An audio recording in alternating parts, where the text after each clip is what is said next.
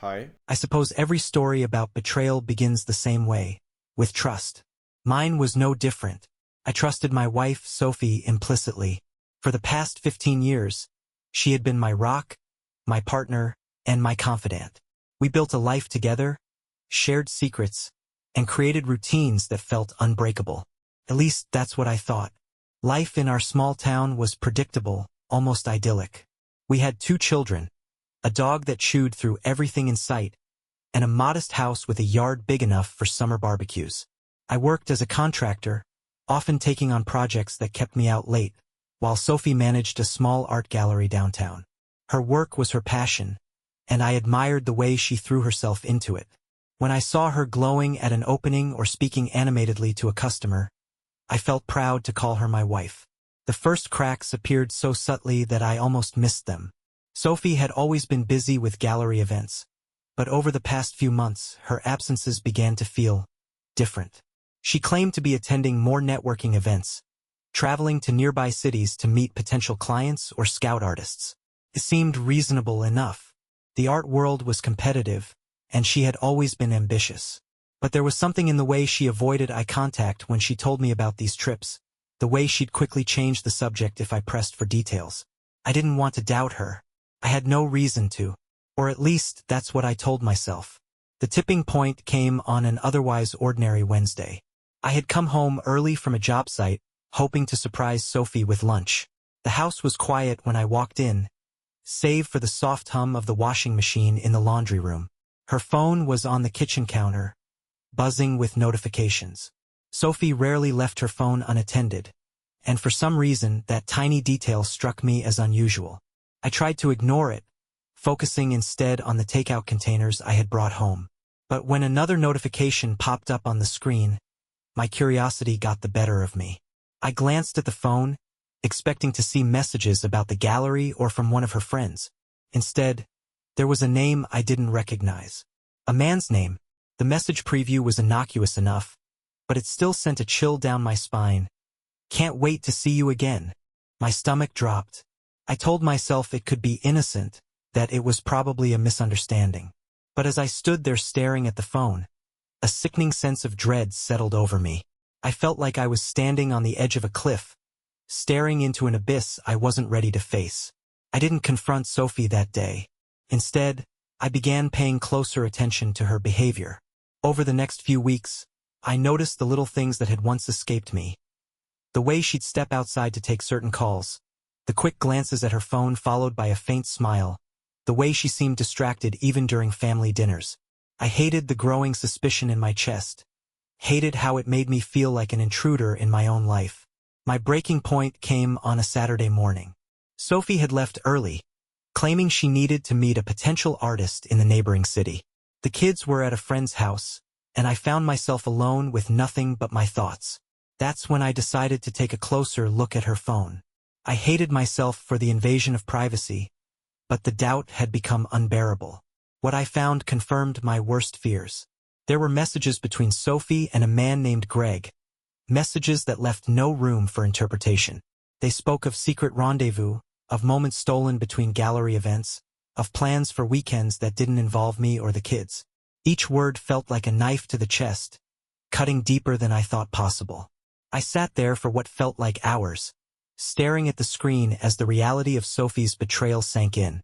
The woman I had trusted with my heart and my life had been leading a double life, building something with another man while I remained oblivious. The anger came first, hot and consuming, followed by a wave of sadness so profound it left me gasping for air. I wanted to confront her immediately, to demand answers, but a part of me held back. I needed time to process, to figure out what this meant for our marriage, for our family. More than that, I needed to understand why. Why had she done this? What had driven her to seek comfort in someone else? The days that followed were some of the hardest of my life. I couldn't look at Sophie without seeing the messages, without wondering if she was thinking about Greg even as she smiled at me. I went through the motions of our daily routine, pretending everything was fine for the kids' sake, but inside, I was unraveling. I started keeping a journal, writing down my thoughts and observations in an attempt to make sense of everything. The act of putting pen to paper was strangely therapeutic. a way to channel my pain and confusion. I wrote about the messages, about the way Sophie's eyes lit up when she spoke about the gallery, about the small moments of tenderness that still lingered between us despite the growing distance. One night, as I was writing, a thought occurred to me. What if there was more to this than met the eye? The messages were damning, yes, but they didn't tell the whole story. I needed to know the truth, not just the pieces Sophie had chosen to share with Greg. I needed to see the full picture before I could decide what to do. That's when I decided to follow her. The opportunity came sooner than I expected. Sophie mentioned another networking event in the city, a gallery opening that she claimed was critical for her career. She left the house dressed impeccably, her smile warm but slightly strained. As soon as she drove off, I grabbed my keys and followed at a safe distance, my heart pounding with a mix of fear and determination.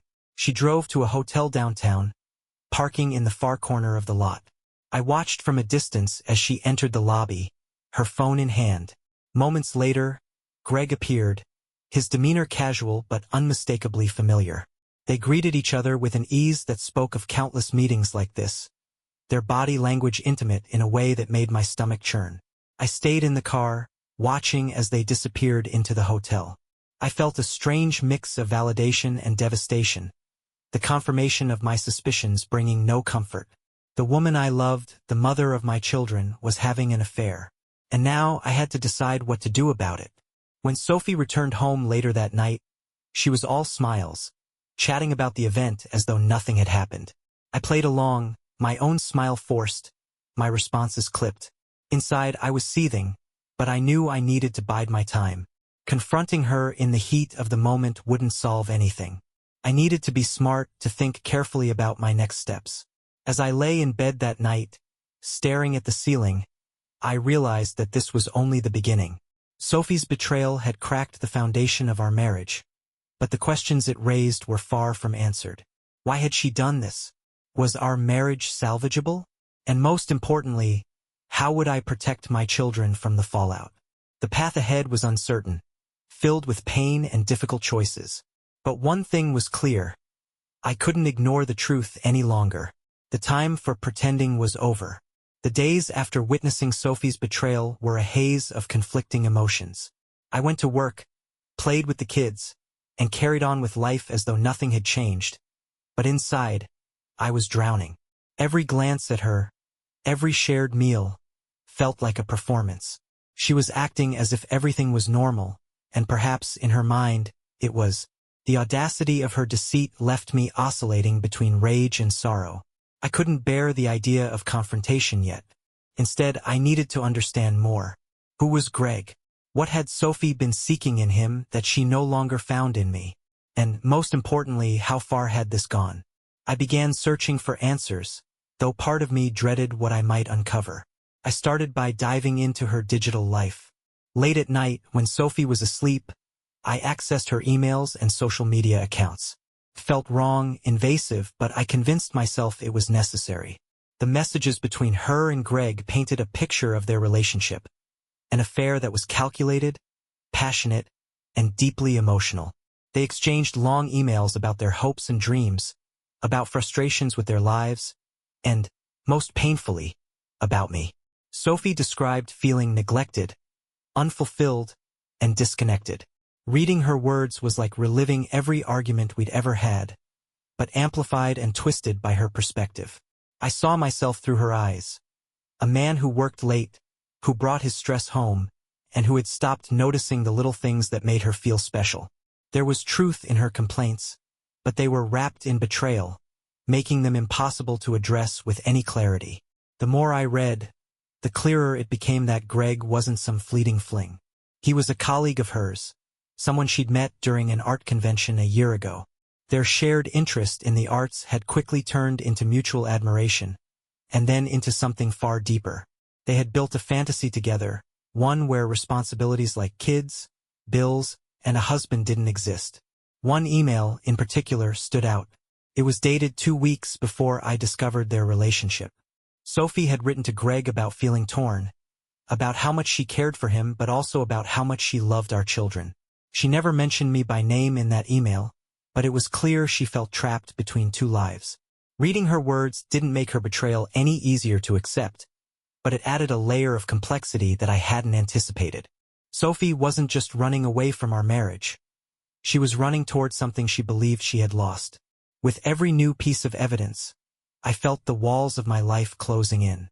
The anger that simmered beneath the surface threatened to boil over, but I forced myself to remain composed. I needed a plan, not an outburst. The children deserved stability, even if my world was falling apart. One evening, as Sophie sat across from me at the dinner table, chatting about her day, I couldn't help but study her. She was as radiant as ever, her laughter infectious as she engaged with the kids. To an outsider, she was the perfect wife and mother. But now, I saw the cracks in her performance. The fleeting moments when her gaze would drop, the slightly forced tone in her voice when she addressed me directly. She knew something was off, but I could tell she was hoping I hadn't noticed. The idea of following her again felt both repugnant and necessary. I needed confirmation of what I had read, proof that Greg was still in the picture. So, the next time she mentioned a gallery trip, I did exactly that. This time, I was more prepared. I took a different car, kept a greater distance, and brought a camera to document what I saw. She met Greg at a small cafe on the outskirts of town. From my vantage point across the street, I watched as they leaned in close, their hands brushing briefly over the table. They spoke animatedly, their faces lighting up in ways I hadn't seen from Sophie in years. It was heartbreaking, infuriating, and oddly mesmerizing all at once. I captured photos of their interaction, though I wasn't entirely sure what I'd do with them. After they left the cafe, I followed them to a park where they strolled hand in hand, pausing occasionally to admire the scenery. They looked like any ordinary couple, blissfully unaware of the chaos their actions were causing. It was in that moment that I realized just how far removed Sophie had become from the life we'd built together. This wasn't just a lapse in judgment.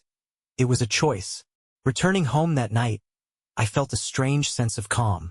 The anger hadn't subsided, but it had been replaced by determination. Sophie's affair was no longer a vague suspicion or a series of cryptic messages. It was a reality, one that required action. But the question remained, what kind of action? I spent the next few days consulting a lawyer, trying to understand my options. Divorce seemed inevitable, but I wanted to ensure that whatever happened next would minimize the impact on the kids. The lawyer was sympathetic but blunt, laying out the challenges of custody battles and financial negotiations. It was a sobering conversation, but one that gave me a sense of control I hadn't felt in weeks. At the same time, I began preparing for the confrontation I knew was coming.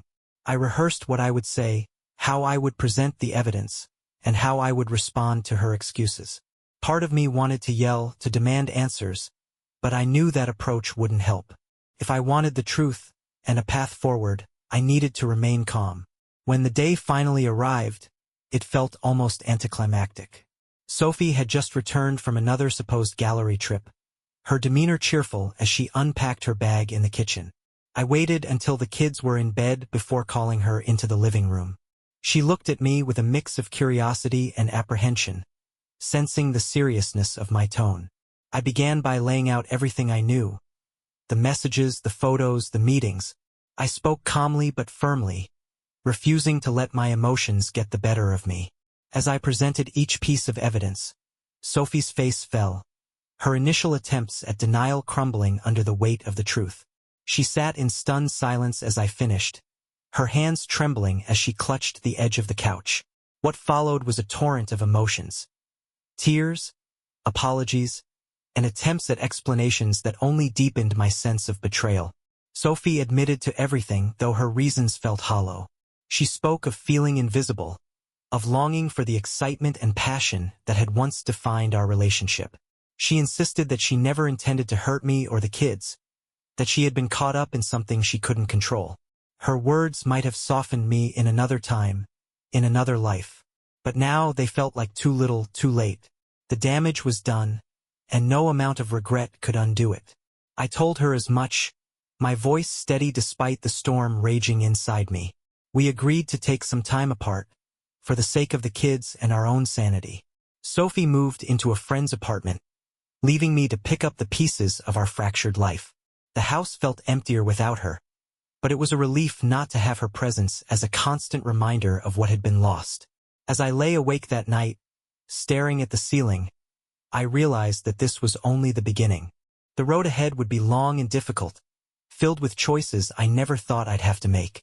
But for the first time in weeks, I felt a glimmer of hope, a belief that, no matter how painful, I could find a way forward. The weeks following Sophie's departure were some of the most surreal of my life. The house felt emptier without her, though the kids and I did our best to fill the silence. They asked questions, of course. Why was Mommy staying somewhere else? Was she mad at me? I did my best to shield them from the truth, offering vague explanations about needing time to figure things out. Their innocence, their ability to adapt even as their world changed, gave me strength on the days I felt like I might crumble. But beneath the routines of school drop-offs, dinners, and bedtime stories, I was grappling with the enormity of what had happened. Sophie's betrayal was no longer just a personal wound. It had become a catalyst for self-reflection. How had we arrived here? What part had I played in the unraveling of our marriage? These questions haunted me, demanding answers I wasn't sure I had the capacity to find. I threw myself into my work, taking on extra projects to keep my mind occupied. The physical labor was a welcome distraction, each nail driven into wood or stroke of paint on a wall, giving me a fleeting sense of accomplishment. But at night, when the kids were asleep and the house was quiet, the thoughts would return, swirling in my mind like a storm I couldn't escape. One evening, as I sat alone in the living room, I decided to revisit the journal I had started during the early days of my suspicions. Flipping through the pages, I was struck by how much had changed in such a short time. The uncertainty and doubt that had once consumed me had been replaced by a grim acceptance. But as I read my own words, I realized something else. There were still pieces of the puzzle missing. Sophie's affair, her choices, the pain she had caused, none of it made sense without understanding the deeper motivations behind it. It was then that I decided to speak with Sophie directly. We'd had only brief conversations since her departure, mostly about the kids or logistical matters. But if I was ever going to find closure, I needed to hear her side of the story, not through emails or texts, but face to face. I reached out to her, proposing a meeting at a neutral location. To my surprise, she agreed without hesitation. We met at a park near her friend's apartment. It was a warm afternoon, the kind of day that made it hard to believe life could hold such heaviness. Sophie arrived looking tired but composed, her eyes scanning the park before landing on me. She offered a tentative smile as she sat down across from me on a bench, her hands fidgeting nervously in her lap. I didn't waste time with small talk. I told her I needed to understand why she had done it, how it had started, what she had been thinking. She hesitated at first, her gaze fixed on the ground, but eventually, the words began to spill out. She spoke of feeling lost, of a sense of stagnation that had crept into her life without her even realizing it. The gallery, once her passion, had become a source of stress and frustration. Our marriage, she admitted, had felt distant for years, though she had never found the courage to tell me. When she met Greg at that art convention, she said, it was like a spark had been reignited. He made her feel seen, valued, in a way she hadn't felt in a long time. She knew it was wrong, knew it would hurt me if I found out, but she hadn't been able to stop herself. It was a selfish decision, she admitted, one driven by her own insecurities and need for validation. Listening to her, I felt a mix of emotions. Anger, sadness, and, surprisingly, a small measure of empathy. Sophie's words didn't excuse her actions, but they offered a glimpse into the pain and confusion she had been carrying. For the first time, I saw her not just as the woman who had betrayed me, but as someone who was struggling in her own way, who had made terrible choices out of a misguided attempt to find happiness. When she finished speaking, I asked her what she wanted now. Did she see a future for us? Could she imagine rebuilding what we had lost? Her response was hesitant but sincere. She said she wanted to try, but only if I was willing. She didn't expect forgiveness, didn't expect things to go back to the way they were, but she hoped we could find a way to move forward, for ourselves and for the kids. I told her I needed time to think, and she nodded, her expression a mixture of hope and resignation. As we parted ways, I couldn't help but feel the weight of the decision that lay ahead. Rebuilding would be a long and difficult journey, one that required trust, patience, and a willingness to confront the pain we had both caused each other. The question was, did I have it in me? Over the next few weeks, I sought advice from those I trusted most. Mark, ever the voice of reason, urged me to consider what I truly wanted. He reminded me that forgiveness was a choice, one that could bring healing but also carried risks. My therapist, meanwhile, encouraged me to focus on my own well-being, to prioritize my needs and emotions before making any decisions about the future. As I grappled with these questions, I began to notice changes in Sophie. She was more attentive with the kids during her visits, more engaged and present than I had seen her in years. She started attending therapy herself, a step she had resisted for so long. Her efforts didn't erase the pain of her betrayal, but they showed me that she was serious about making amends. One night, as I sat in the kitchen flipping through old photo albums, I came across a picture from our wedding day.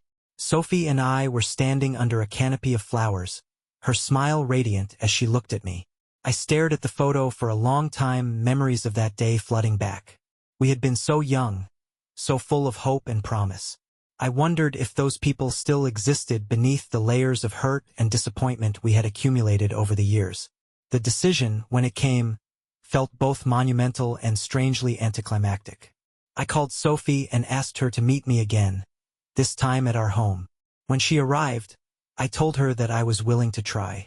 Not for the sake of nostalgia or obligation, but because I believed there was still something worth fighting for. I made it clear that it wouldn't be easy, that trust would take time to rebuild, and that we both needed to commit fully to the process. Sophie's relief was palpable, her tears falling freely as she thanked me. But even as I hugged her, I felt a lingering sense of caution. This was just the beginning, a tentative first step on a journey that could end in reconciliation or heartbreak. Only time would tell. In the days that followed, we began to rebuild, brick by painful brick.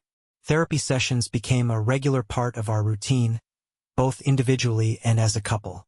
We set boundaries and expectations, acknowledging the mistakes we had made while focusing on the path ahead. There were moments of progress, small victories that reminded me of why I had chosen to stay. But there were also setbacks, moments when the anger and mistrust threatened to overwhelm us.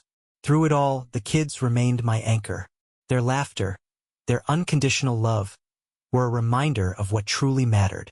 They didn't fully understand what was happening, but they seemed to sense that we were trying, that we were fighting to keep our family together.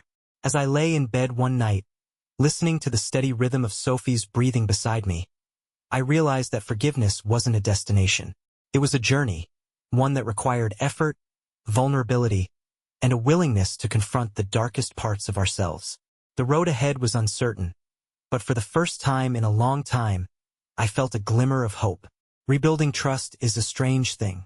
It's a process that requires tearing down the rubble of what once was and carefully, painstakingly, piecing together something new. Sophie and I were walking that path, but every step felt uncertain. The therapy sessions helped, as did her consistent efforts to be more transparent, more present. Still, the memory of her betrayal lingered, a ghost that refused to be exorcised.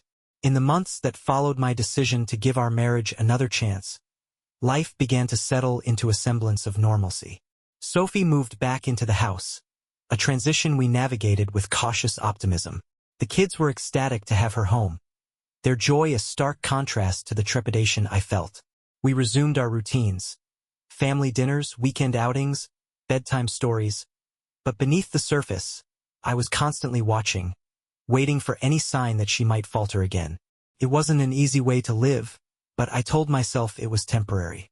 Trust, our therapist reminded us, isn't rebuilt overnight. It's earned through consistent actions, through honesty and vulnerability. Sophie seemed to understand that. She kept her phone unlocked and accessible, invited me to join her at gallery events, and shared the details of her day without prompting. I wanted to believe in her sincerity, but there was a part of me that couldn't fully let go of the doubt. That doubt came to a head one evening when I received an unexpected email. The message was anonymous, its subject line blank. Attached was a single image. Sophie and Greg at a cafe, their heads close together, deep in conversation. The photo was recent, dated just a week ago. My heart sank as I stared at the screen, a familiar mix of anger and heartbreak washing over me. I had believed her when she said she had cut ties with Greg, but this image told a different story. I didn't confront Sophie right away. Instead, I saved the image and began piecing together what I could. The cafe was local, one I recognized from the background. The timestamp matched an evening when Sophie had said she was working late at the gallery. I checked her phone that night while she was in the shower, but there were no messages or calls that mentioned Greg. Either she had deleted them, or they had found another way to communicate. The next day, I visited the cafe. I asked the barista if she remembered seeing Sophie and Greg, showing her the photo as proof. She hesitated, clearly uncomfortable, but eventually admitted that they had been there. According to her, they hadn't stayed long, just enough time to share a coffee and what appeared to be a serious conversation. Her description of their interaction didn't sound romantic, but it didn't matter. The fact that Sophie had lied about where she was that evening was enough to shatter the fragile trust we had been rebuilding. That evening, I confronted her. She was in the kitchen, chopping vegetables for dinner. When I placed my phone on the counter, the image displayed on the screen.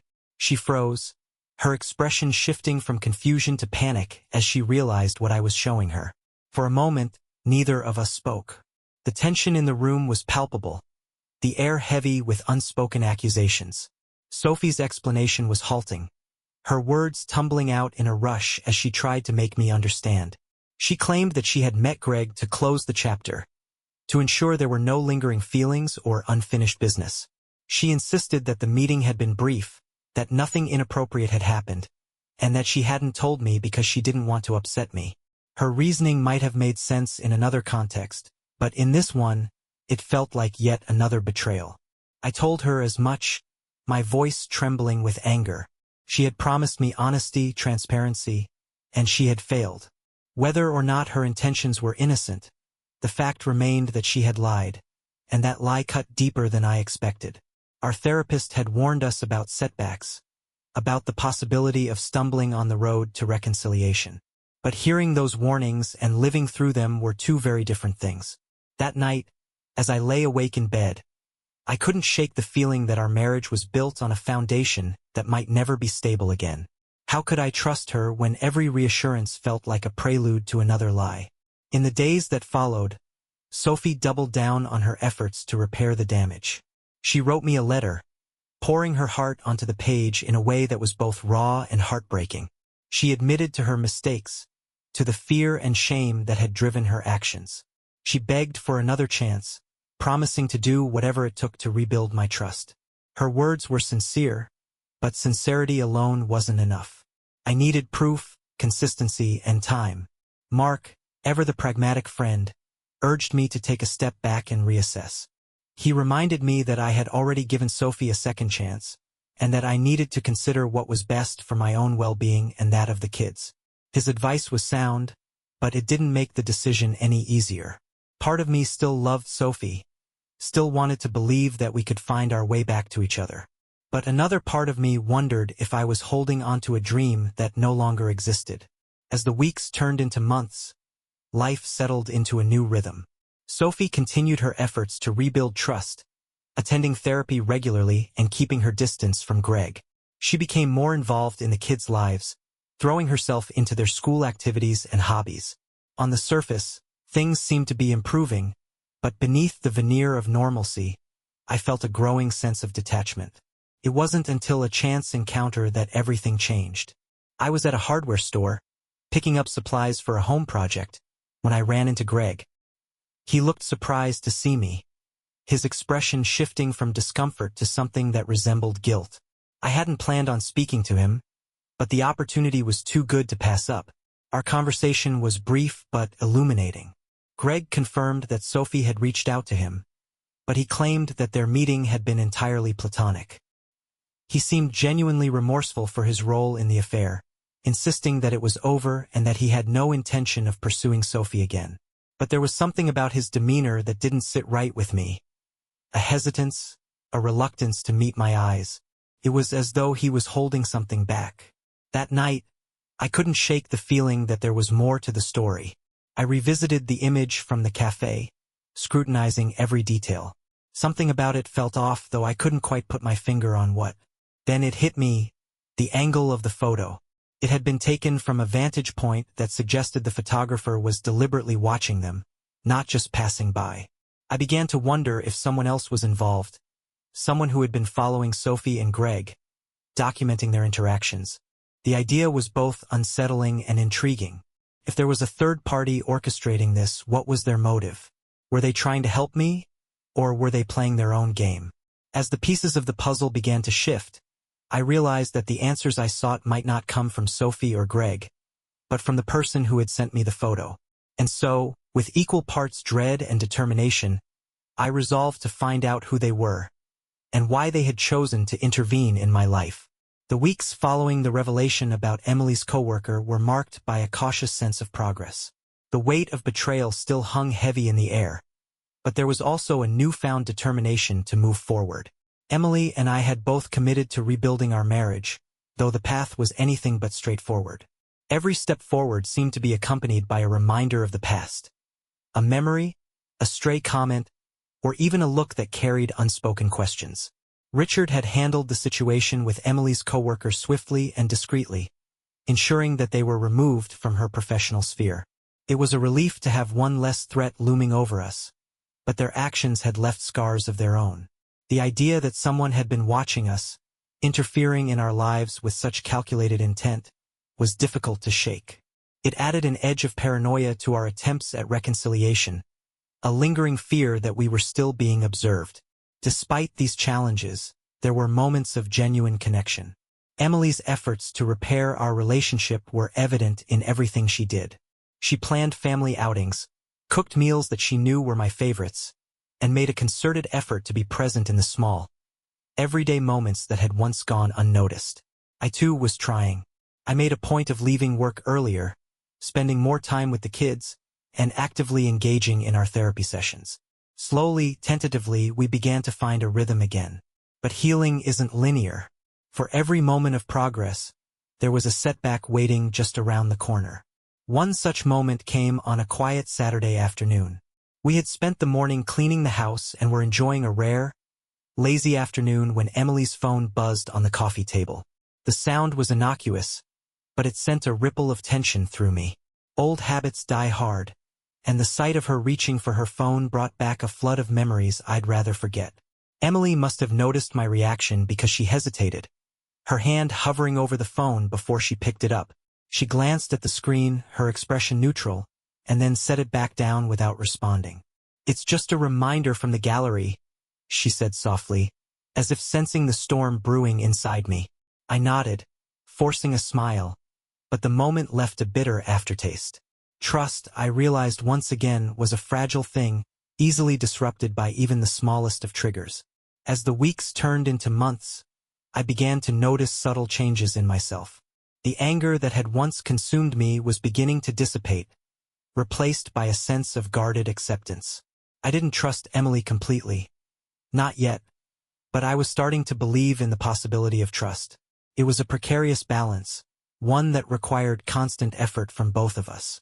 Emily's patience during this time was nothing short of remarkable. She never once grew defensive or dismissive when my doubts resurfaced. Instead, she met them with empathy and understanding, acknowledging the pain she had caused and reaffirming her commitment to our marriage. It was this consistency that began to chip away at the walls I had built around myself, allowing small glimpses of hope to filter through. One night, as we sat on the back porch with glasses of wine in hand, Emily turned to me with a look of quiet resolve. She spoke about the future, about the life she wanted to build with me and the kids. Her words were heartfelt and raw, tinged with both regret and determination. For the first time in a long time, I felt a sense of alignment between us, a shared vision of what could be if we were both willing to put in the work. But just as we began to find our footing, life threw us another curveball. It came in the form of a phone call late one evening. I had just put the kids to bed and was heading downstairs when I heard Emily's voice, low and strained, coming from the living room. She was on the phone, her posture rigid and her tone uncharacteristically sharp. She ended the call abruptly as I entered the room, her face pale as she turned to me. "That was Marcus," she admitted before I could ask. "He's been trying to contact me again." The words hit me like a punch to the gut. Emily quickly explained that she had told him, in no uncertain terms, to leave her alone, but the fact that he had reached out at all was enough to reignite the embers of doubt. I wanted to believe her, wanted to trust that she had handled the situation as she claimed, but the mere mention of his name was enough to send me spiraling. We talked late into the night, revisiting old wounds and reaffirming boundaries. Emily offered to change her phone number, to take any steps necessary to ensure that Marcus was no longer a presence in our lives. Her willingness to act decisively helped to quell some of my fears, but it was clear that his shadow still loomed large over us. In the days that followed, I found myself reflecting on the journey we had been on. The betrayal, the pain, the slow and arduous process of rebuilding. It had all brought us to this point. And while the road ahead was still uncertain, I realized that I had a choice to make. I could let the past continue to define our future, or I could choose to let go, to move forward with an open heart and a willingness to embrace the possibility of healing. One evening, as we sat together on the couch, I took Emily's hand in mine.